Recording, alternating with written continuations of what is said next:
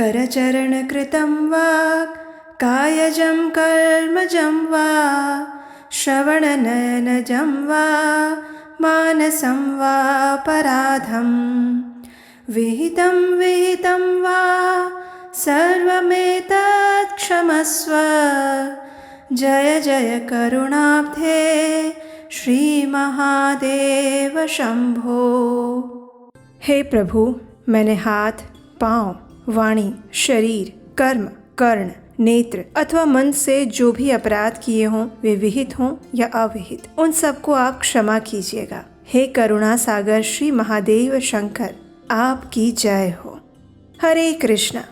भगवान शिव शंभु को समर्पित हैं अमावस्या तिथि, जो कि इस बार 29 जनवरी 2025 को है। आप सभी को माघ मास की मौनी अमावस्या की बहुत सारी शुभकामनाएं। इस बार की अमावस्या तिथि कुछ खास है, क्योंकि अमावस्या माघ मास में आने वाली मौनी अमावस्या है, जिसका हमारे शास्त्रों में अत्यंत महत्व बताया गया है। मौनी अमावस्या के दिन मौन धारण करने से एक विशेष ऊर्जा की प्राप्ति होती है। मौन रहने का तात्पर्य है कि अंतर्मन भगवान का चिंतन करना, ध्यान करना, भक्ति करना, और उसके साथ साथ मौन रहने का एक अर्थ ये भी होता है कि हम सिर्फ और सिर्फ भगवान श्री कृष्ण के विषय में चिंतन करें और उन्हीं के विषय में बात करें। मौन सिर्फ अपनी वाणी के द्वारा नहीं, अपितु अपने मन और चेतना द्वारा भी रखा जाता है। इससे व्यक्ति के हृदय में सकारात्मकता का संचार होता है। मौनी अमावस्या के दिन तिल, तेल, गर्म कपड़े, सूखी लकड़ी, कंबल, जूते, भोजन इत्यादि सामग्रियों का दान देने का महत्व बताया गया है।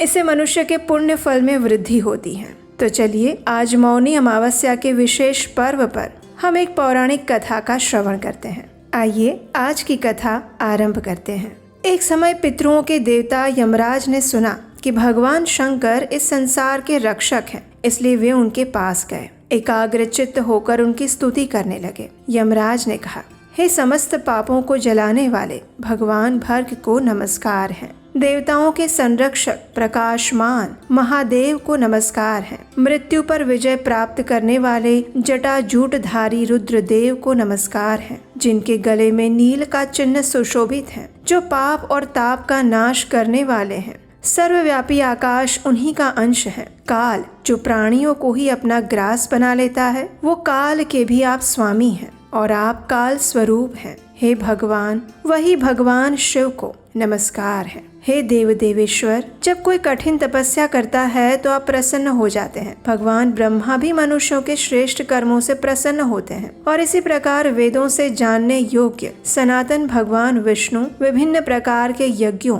और व्रतों से प्रसन्न होते हैं, मनुष्यों को परम भक्ति प्रदान करते हैं। देवी दुर्गा भी उपासना से प्रसन्न होकर भौतिक भोग और स्वर्गीय संपत्ति प्रदान करती हैं। भगवान सूर्य अपने उपासक को जीवन और स्वास्थ्य देते हैं। उसी प्रकार गणेश जी भी अर्घ्य, पाद्य, चंदन आदि से पूजित होने पर और उनके मंत्रों का जाप करने पर सभी विघ्नों को दूर करते हैं। लेकिन आपके पुत्र कार्तिकेय जी ने इस संसार के सभी प्राणियों के लिए स्वर्ग के द्वार खोल दिए हैं। उनके दर्शन मात्र से सभी मनुष्य, यहाँ तक कि पापी भी स्वर्ग के अधिकारी बन जाते हैं। ये बहुत बड़ा आश्चर्य है। जिसने अपने इंद्रियों को जीत लिया है, जिसे लोभ स्पर्श नहीं करता, जो काम और वासना से मुक्त है, जो यज्ञ करता है और धार्मिक है, वे सभी पुण्यात्मा पुरुष जो उत्तम गति को प्राप्त होते हैं। अधम से अधम पापग्रस्त चांडाल आदि भी कुमार कार्तिकेय के दर्शन मात्र से उसी गति को प्राप्त कर लेते हैं। ये कितने आश्चर्य की बात है। यमराज के ये वचन सुनकर भगवान शिव ने कहा, हे धर्मराज, मनुष्य के मन का आंतरिक पाप नष्ट हो गया है। उनके हृदय में श्रद्धा का भाव उदय होता है। फिर पूर्व के पूर्ण प्रभाव से उसके हृदय में उत्तम तीर्थों और संत महात्माओं के दर्शन करने की इच्छा जागृत होती है। हे धर्मराज,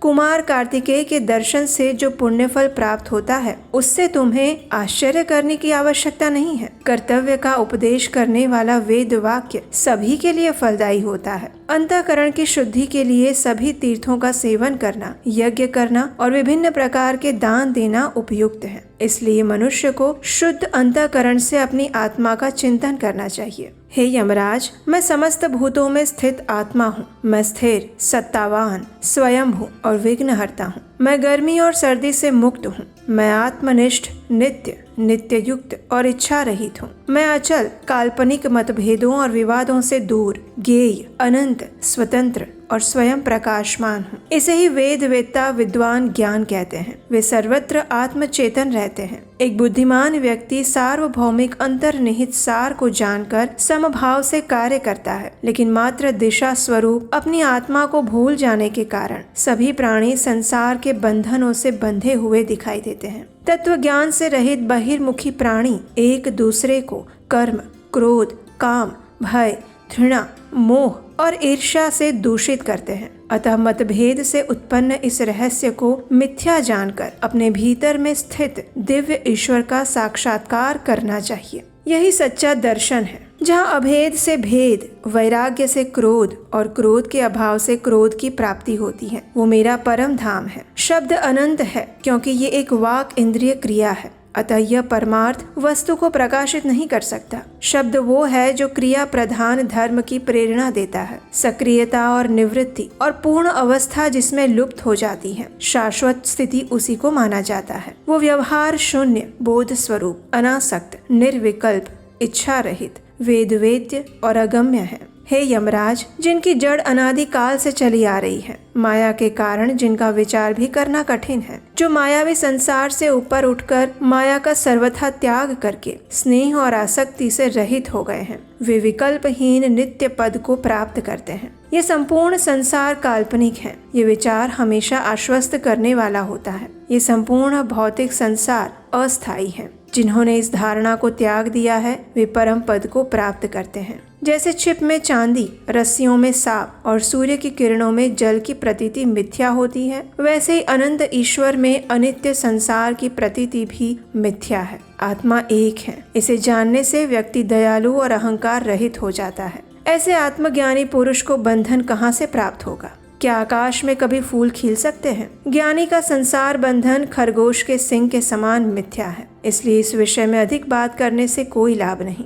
जिन लोगों ने अहंकार को त्याग दिया है और लोभ तथा वासना को दूर कर दिया है, वे काम और क्रोध से मुक्त मनुष्य का पद प्राप्त करते हैं। जब तक मन में कर्म, लोभ, क्रोध और घृणा है, तब तक केवल शब्दों का ज्ञान रखने वाले ज्ञानियों को मुक्ति नहीं मिलती। हे यमराज, जिनके सभी पाप नष्ट हो चुके हैं, वे सभी ऋषि जो ज्ञान का प्रचार करने वाले, ज्ञान अभ्यास के लिए उपयुक्त हैं, फिर भी ज्ञान वेत्ता नहीं है। ज्ञान ज्ञेय और ज्ञान गम्य वस्तुओं को जानने से ही मनुष्य ज्ञाता कहलाता है। और ये कैसे जाने, किसके द्वारा जाना जाए और किसे जानना अभिष्ट माना गया है, ये सब कुछ मैं आपके ज्ञान के लिए संक्षेप में बता रहा हूँ। ध्यान से सुनिए। जिस प्रकार एक पृथ्वी घूमती हुई प्रतीत होती है, वैसे ही ये आत्मा भी विवेक से अनेक मानी जाती है। इस प्रकार आत्मा को जानने से मनुष्य संपूर्ण भौतिक संसार के बंधन से मुक्त हो जाता है। गुरु के मुख से श्रवण और विशेष ध्यान के माध्यम से आत्मा का ज्ञान प्राप्त करना उचित होता है।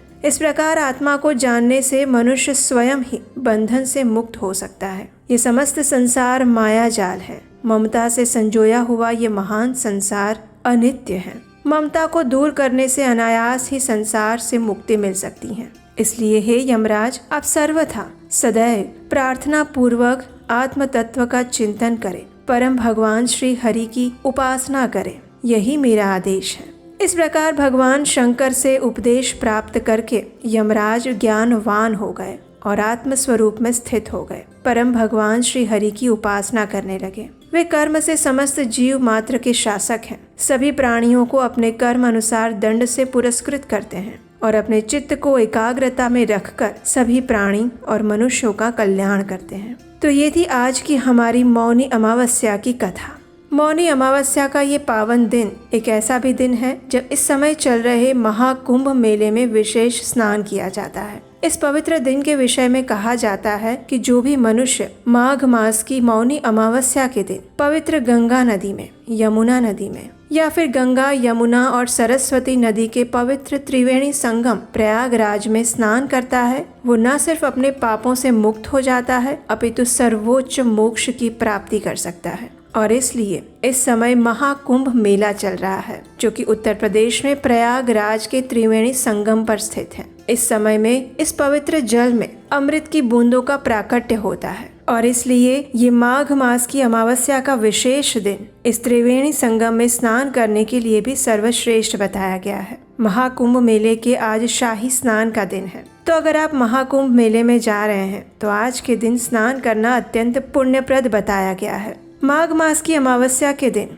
स्नान और दान करने का विशेष महत्व है। इस दिन प्रत्येक मनुष्य को अपनी क्षमता अनुसार, नीति अनुसार अर्जित किए गए अपने धन का कुछ हिस्सा दान करना चाहिए, किसी ऐसे स्थान पर जहाँ पर हमारी वैदिक संस्कृति की धरोहर का संचय किया जा रहा हो, जहाँ पर भगवान के किसी धार्मिक कार्य का अनुष्ठान हो रहा हो, या फिर किसी मंदिर में, गौशाला में जरूरतमंद व्यक्ति को, या फिर जहाँ पर भगवत धर्म का प्रचार किया जा रहा हो। इस दिन किया गया दान मनुष्य के लिए अक्षय बन जाता है। और अगर आपको हमारे द्वारा इन प्रमाणभूत वैदिक कथाओं के प्रचार का कार्य सराहनीय लगता है तो आप हमें आने वाली कथाओं को बनाने के लिए और इस भगवत धर्म के संदेश का अधिक से अधिक लोगों तक प्रचार पहुंचाने के लिए अपना आर्थिक सहयोग भेज सकते हैं। स्क्रीन पर और नीचे डिस्क्रिप्शन बॉक्स में सारी जानकारी दी गई है। और अगर आज की ये कथा अच्छी लगी है तो इसे अपने मित्रों और परिवारजनों को शेयर कीजिए, लाइक कीजिए और सब्सक्राइब कीजिए। तो चलिए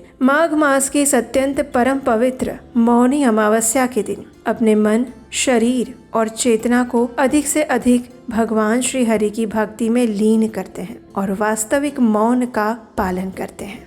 हरे कृष्णा।